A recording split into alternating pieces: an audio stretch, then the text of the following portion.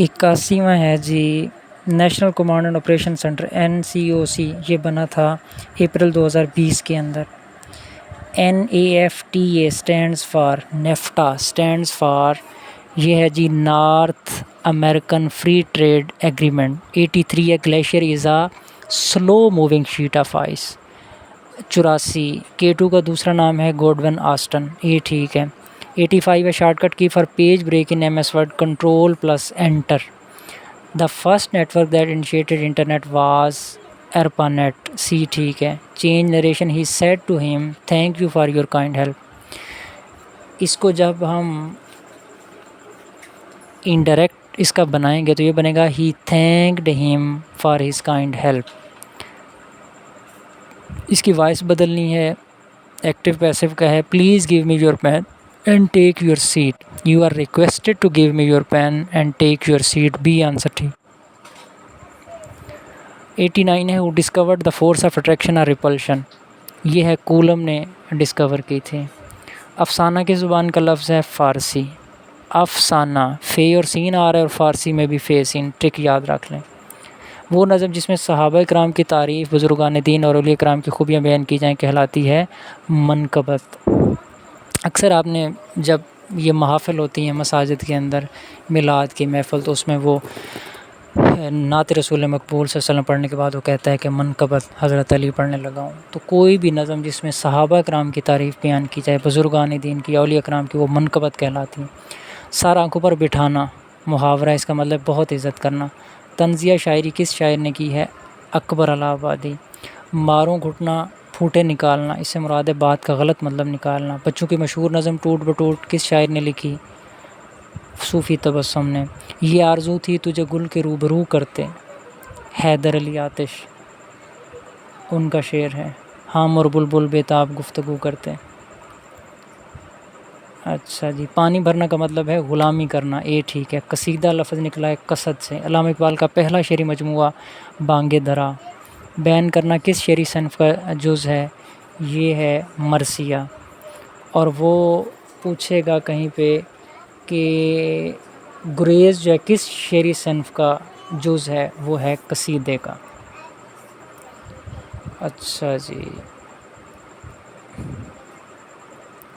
اب ہم یہ دیکھ لیتے ہیں ورلڈ میپ تھوڑا سا۔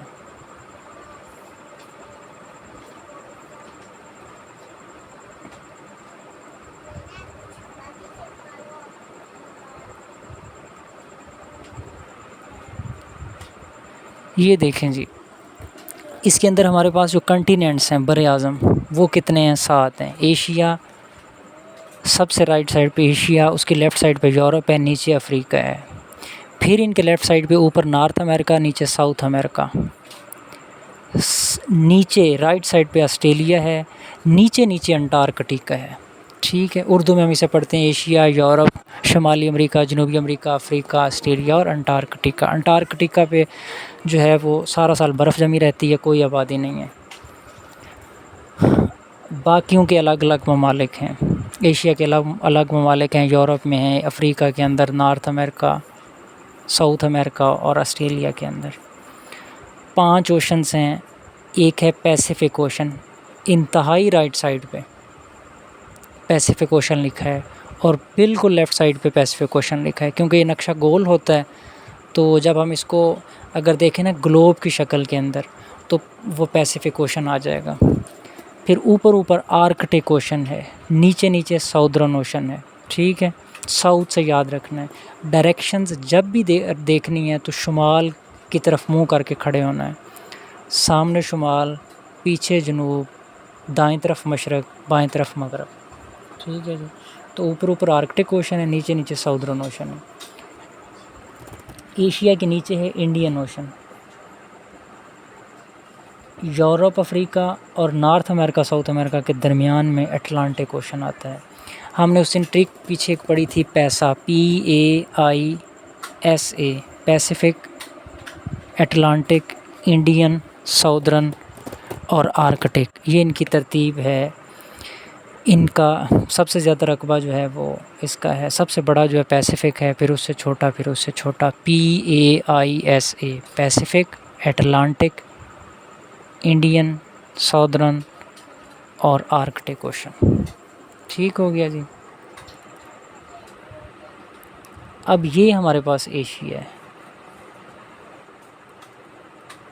اس نے پوچھا تھا کہ پاکستان جو ہے وہ کس کنٹیننٹ کے اندر ہے، وہ ایشیا کے اندر ہے۔